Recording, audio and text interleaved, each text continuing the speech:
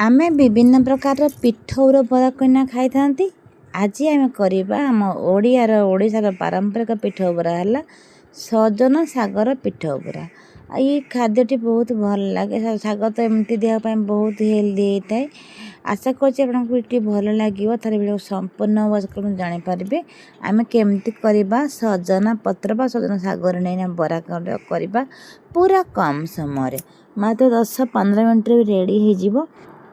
संपूर्ण वीडियो देखिले जानीपारे। आशा कर वीडियो बहुत भल लगे ताले आसंत डायरेक्ट रेसिपी स्टार्ट करवा। यदि वीडियो भल लगे वीडियो को लाइक कमेंट शेयर सब्सक्राइब करवा।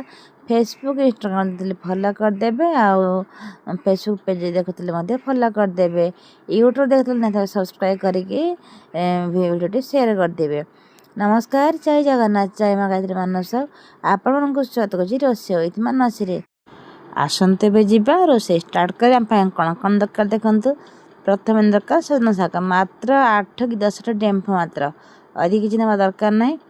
देखो 8-10 डेम्फ आनी तो वर्षा दिन चली कौन करना भल लगे गोटे गोटे आम जी गच अच्छे मुझे छात उपर जाकि पूरा गोटे गोटे डेम्फ देखी देखिए आनी काले कौड़ी भी सामाल होते कौन होती देहपाई बहुत क्षतिकारक तेणुक देखी जाइना कमटी करेंगे। एबे देखो शाग को पूरा भल रुंची दबा देखो टे पानी मुझे मोर समुदाय गोटे मुठा ही शाग है बस एतिक शाग दरकार था। मैंने मो गणी गणी 8 कि 10 डेम्फ नहीं आपंकर अधिक लोक थे आप दुटा भी अधिक टे नहीं पारे कि जेहतु आम 3-4 जन खाइबू एति हो काफी एतिक।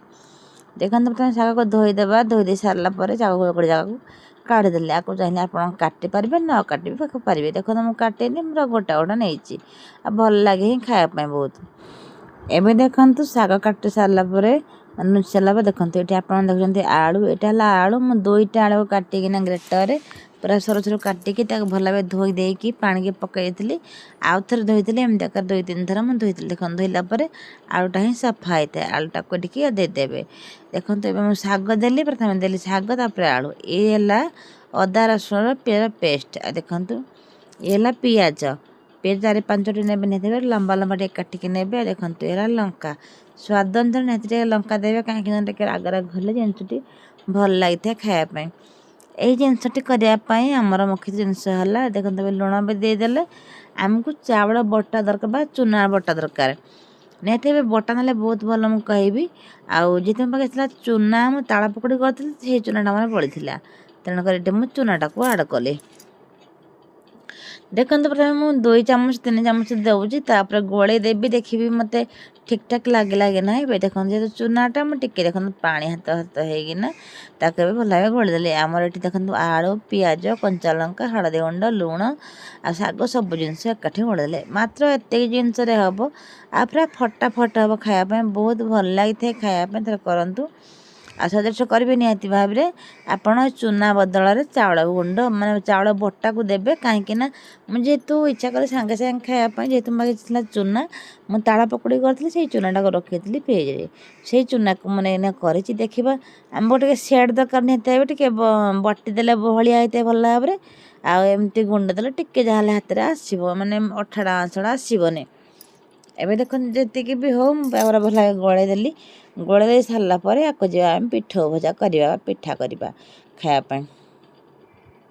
देखो कत सहज सुंदर भाव हो गोली सारापर ये मुझे तेल आड कर देखो मुझे डाबर हिरणर सोरिष तेल कर सोरिष तेल आड करूँ आ भल लगे रिफाइन पे सोरिष तेलटा बहुत टेस्ट लगी था आठ भल बास्ना मुझे डाबर हरण सोरिष तेल नहीं जाइए। देखो तेल गरम हो गलापर ये मुझेदेली सबुतिक बरा जी धरब मैं तैयार 5-6टा जी धरब हम।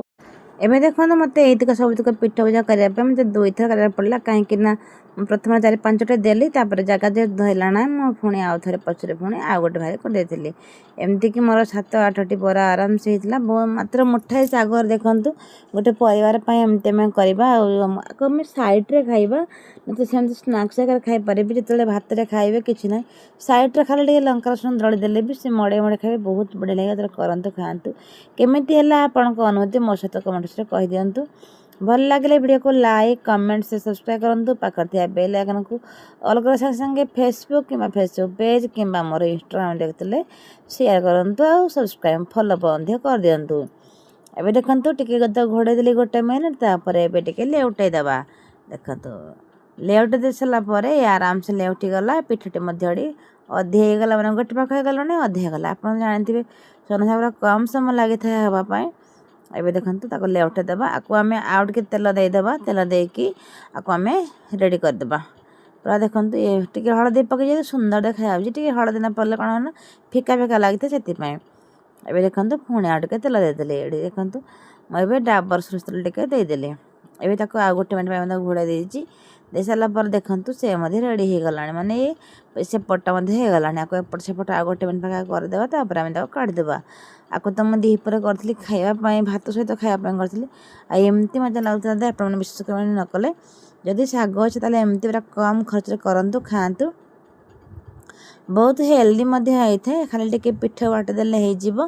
ଆଉ ଚୁନା ଅପେକ୍ଷା ପିଠାଟା ବହୁତ ବଢ଼ିଆ ଲାଗିଥାଏ। ବେସନ ବି ଚଳିବ, କିନ୍ତୁ ଯେକୌଣସି ଜିନିଷଟା କଲେ ବହୁତ ଭଲ ଲାଗିଥାଏ। ଯେମିତିକି ମାନେ ଆମେ ବରା ପାଇଁ ଯେମିତି ସୁଜିଟା ଯେମିତି ଭଲ ଲାଗିବ, ଚାଉଳ ଗୁଣ୍ଡ ବି ସେମିତି ଭଲ ଲାଗିବ, କିନ୍ତୁ ହାଫ୍ ସେମିତି ଆକାର କହିଲି।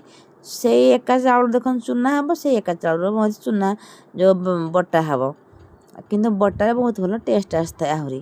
ଏବେ ଦେଖନ୍ତୁ ରାଗ ବି ନିଜ ଅନୁସାରେ ସବୁବେଳେ କରିବେ। ମୁଁ ଯେତିକି ଲଙ୍କା ପକାଇଛି, ଝିଅ କାଳେ ଖାଇବ, ସେଥିପାଇଁ ମୁଁ କରୁଛି। ଦେଖନ୍ତୁ ମୋର 2 ଥର କେବେ ହେଇଗଲା। ରହିଲି, ତାହେଲେ ଦେଖା ହେବ ଆଉ ଗୋଟେ ନୂଆ ଭିଡ଼ିଓରେ। ସେ ପର୍ଯ୍ୟନ୍ତ ଅପେକ୍ଷା କରନ୍ତୁ। ରଖିଲି, ଧନ୍ୟବାଦ। ଜୟ ଜଗନ୍ନାଥ, ଜୟ ମା ଗାୟତ୍ରୀ, ନମସ୍କାର।